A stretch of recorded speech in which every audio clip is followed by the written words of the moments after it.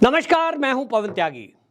आम आदमी पार्टी के सांसद संजय सिंह आखिरकार ईडी ने गिरफ्तार कर लिए। गिरफ्तारी शराब घोटाले में हुई है और ईडी के सूत्रों का कहना है कि जो सरकारी गवाह बने हैं उन्होंने हमें ये बताया है कि इसके शुरुआत में जो शराब का घोटाला शुरुआती दौर में शुरू हुआ उसके मूल में संजय सिंह हैं। इसको लेकर के अभी तक संजय सिंह को चार्जशीट में नाम दाखिल किया गया था और ईडी की चार्जशीट में 3 जगह संजय सिंह का नाम था, लेकिन आपको याद होगा कि एक जगह संजय सिंह के बजाय दूसरा नाम जब टाइप मिस्टेक हो गया था तब संजय सिंह ने इतना तक दावा कर दिया प्रेस कॉन्फ्रेंस करके कि ईडी मुझसे 48 घंटे में माफी मांगे, उन्होंने मेरा नाम मोदी के कहने से ऐड किया है और मैं ईडी के अफसरों के खिलाफ केस करने जा रहा हूं, ये तक धमकी दे दी थी। उसके बाद जब इनको समझ आ गया कि ईडी से पंगा लेना ठीक नहीं है, आपका नाम 3 जगह है और ईडी ने उसको बताया भी, लेकिन सबूतों की इंतजार में ईडी लगी हुई थी। और अब आपको बता दें कि जैसे ही ये शराब घोटाले में लिप्त 3 इन आम आदमी पार्टी के खासम खास संजय सिंह के खुद के दोस्त, जैसे ही दिनेश अरोड़ा ने ईडी को सारी चीजें बखान की और वो सरकारी गवाह बने, उसके बाद ईडी की ये छापे की कार्रवाई हुई और छापे की कार्रवाई लगभग 10 घंटे चली। उस 10 घंटे में ईडी ने संजय सिंह से पूछताछ की, घर पर आकर पूछताछ की। जो संजय सिंह सुबह सुबह ट्वीट करते हैं, आपका संजय सिंह के वो कहते हैं कि क्या अपने को बोल रहे थे कि हमारे जो है अपने उसको मकान को कह रहे थे आप ईडी का स्वागत है। ईडी का स्वागत करने वाले संजय सिंह, ईडी के सूत्रों ने ये बताया कि जो भी उन्होंने सवाल किए उसका सीधा जवाब नहीं दिया। उन्होंने पूछा कि आप ही की निकट, आप ही के दोस्त जो दिनेश अरोड़ा हैं, वो ये कह रहे हैं कि मैं संजय सिंह को जानता था, संजय सिंह से दोस्ती थी, संजय सिंह, केजरीवाल, मनीष सिसोदिया उसके घर जाते थे, जन्मदिन की पार्टी एक साथ होती थी, केक मिलकर काटते थे, उसके फोटोग्राफ सब ईडी ने जब्त किए हैं। और दिनेश अरोड़ा ने कहा कि मुझे संजय सिंह ने कहा कि आप यहाँ के जो दुकानदार हैं दिल्ली के, उनसे पार्टी के लिए चंदा इकट्ठा करिए। बोले मैंने इनके कहने पर चंदा इकट्ठा किया।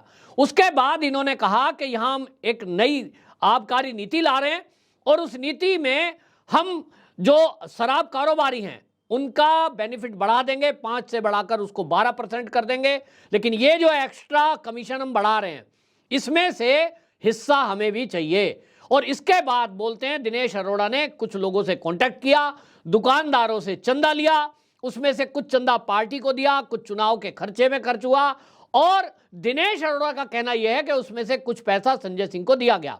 बाकायदा कुछ पैसे तो चेक के जरिए आए हैं, अकाउंट में आए हैं और वो लाखों में हैं।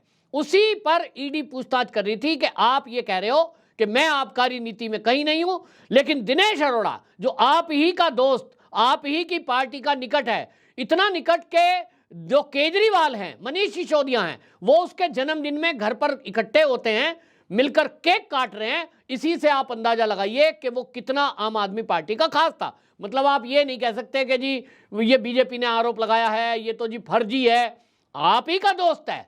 इसके अलावा आपको बता दूं अभी तक 3 कुल मिला के ईडी के सरकारी गवाह बने हैं, जिसमें शरद रेड्डी जो साउथ लॉबी से पैसा लेकर आए, और इसी में राघव मुटुंगा जो मैं आपको पहले भी बता चुका हूं, वाईएसआरसीपी के जो सांसद हैं उनका बेटा राघव मुटुंगा, और एक दिनेश अरोड़ा।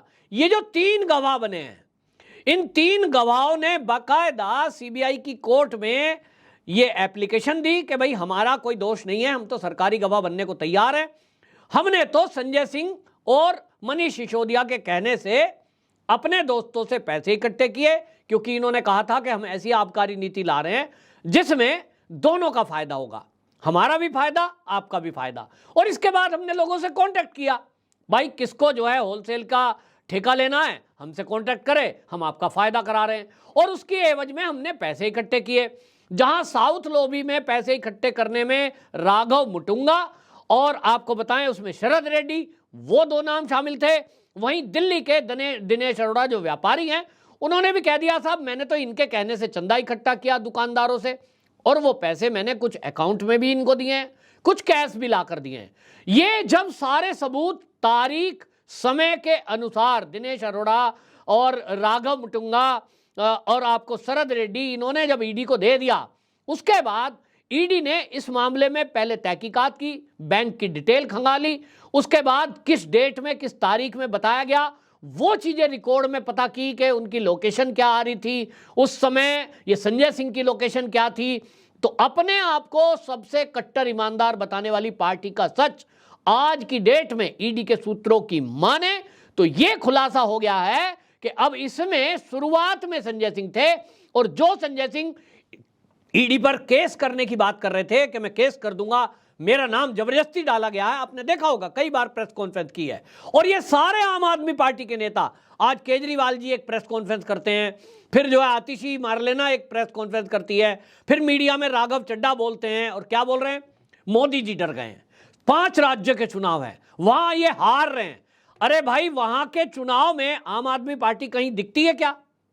आम आदमी पार्टी के संजय सिंह कितने बड़े नेता हैं कि अगर वो गिरफ्तार हो जाएंगे, वो प्रचार नहीं करेंगे तो बीजेपी 5 राज्य जीत जाएगी। अगर संजय सिंह जेल नहीं जाते हैं तो क्या 5 राज्य भारतीय जनता पार्टी हार जाएगी? कांग्रेस कहीं प्रचार में नहीं है, कांग्रेस किसी राज्य में नहीं है, संजय सिंह ही इतने बड़े नेता हैं कि वो भारतीय जनता पार्टी को 5 राज्यों में टक्कर दे रहे हैं। क्या ऐसा है?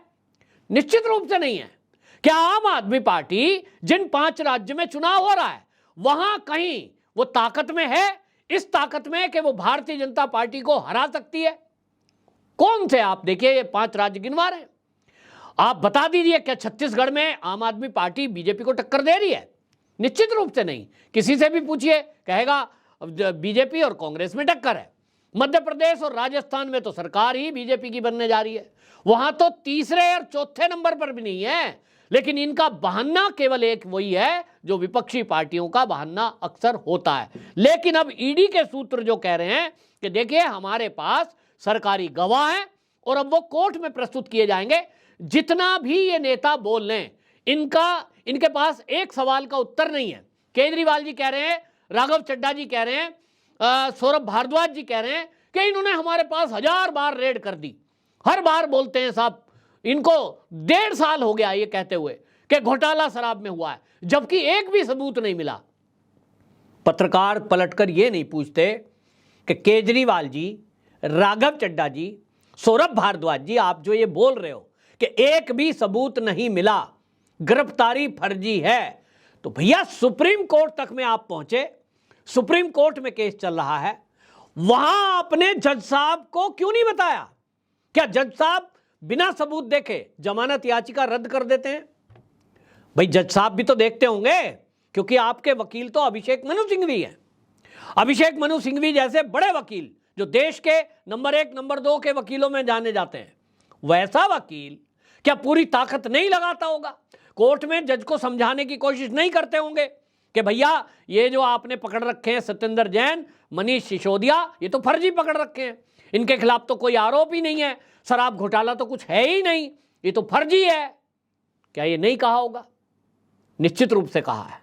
फिर जज साहब ने वो सारे सबूत देखे होंगे जो ईडी और सीबीआई ने प्रस्तुत किए हैं, और उसी के बाद बार बार जमानत याचिका रद्द हो रही है।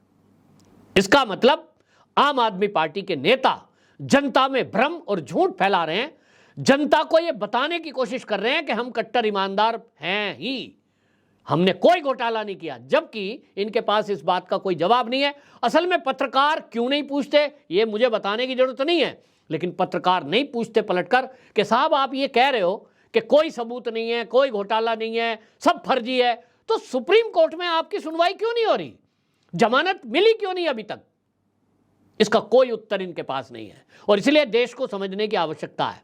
ये सारे नेता वो हैं। और आपको बता दूं, शहजाद पूनावाला ने तो आम आदमी पार्टी के प्रवक्ता से सीधा पूछा टीवी डिबेट में कि भाई आप लोग तो लिस्ट दिखाते थे, कट्टर ईमानदार, इन सबको जेल भेजेंगे, तो आप बताइए लालू प्रसाद यादव को जब सुप्रीम कोर्ट तक से जेल बुली हुई है चारा घोटाले में, आप उनको भ्रष्टाचारी मानते हैं कि नहीं?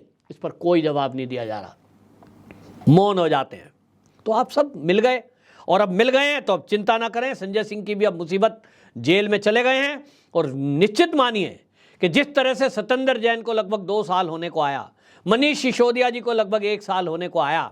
अब संजय सिंह भी लंबे समय के लिए आपको जेल में रहते हुए दिखाई देंगे, जमानत मिलेगी नहीं। ईडी के सूत्रों का कहना है कि हमारे पास पुख्ता इस बात के सबूत हैं, क्योंकि इन्हीं के दोस्त, इन्हीं के खास राजदार, उन्होंने ही अब सरकारी गवाह बनकर पूरा कच्चा चिट्ठा इनका खोल दिया है।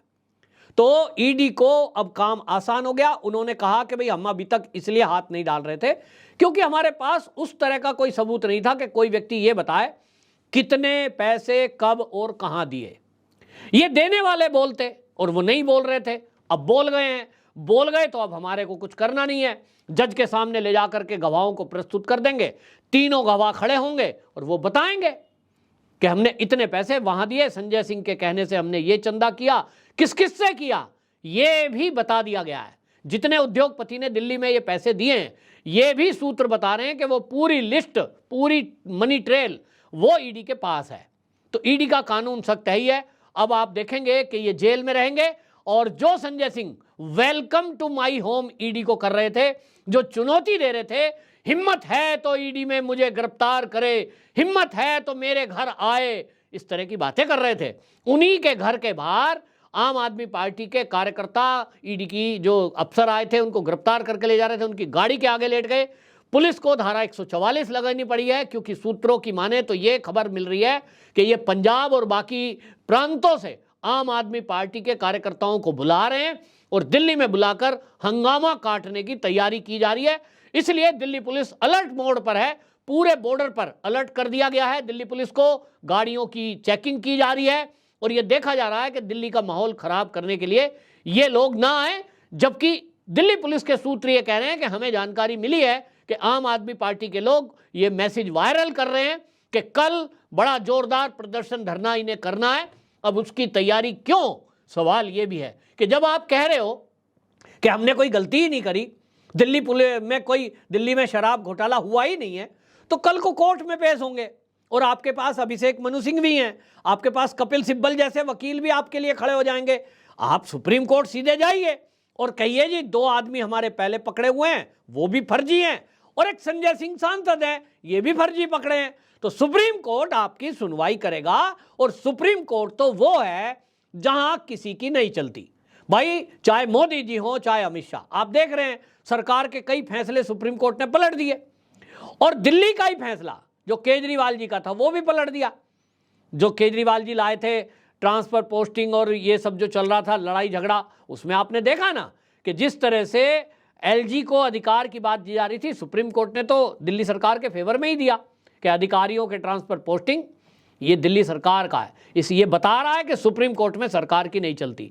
तो आप हल्ला काटें, रोड जाम करें, सड़क पे कार्यकर्ता उतरें, इसके बजाय सुप्रीम कोर्ट पर, देश की न्याय प्रणाली पर विश्वास करें और शांतिपूर्वक तरीके से जनता को कहें कि हमारा नेता निर्दोष है और देखिए कल ही कोर्ट में उसको जमानत मिल जाएगी। अगर कोर्ट से जमानत मिल जाती है तब यदि आप आकर कहें देखो भाई हम ईमानदार थे और कोर्ट ने हमें निर्दोष छोड़ दिया है, ये सब फर्जी रेड निकली, हम भी मानेंगे और देश भी मानेगा। आपकी क्या राय है? कमेंट बॉक्स में जरूर बताएं। वंदे मातरम।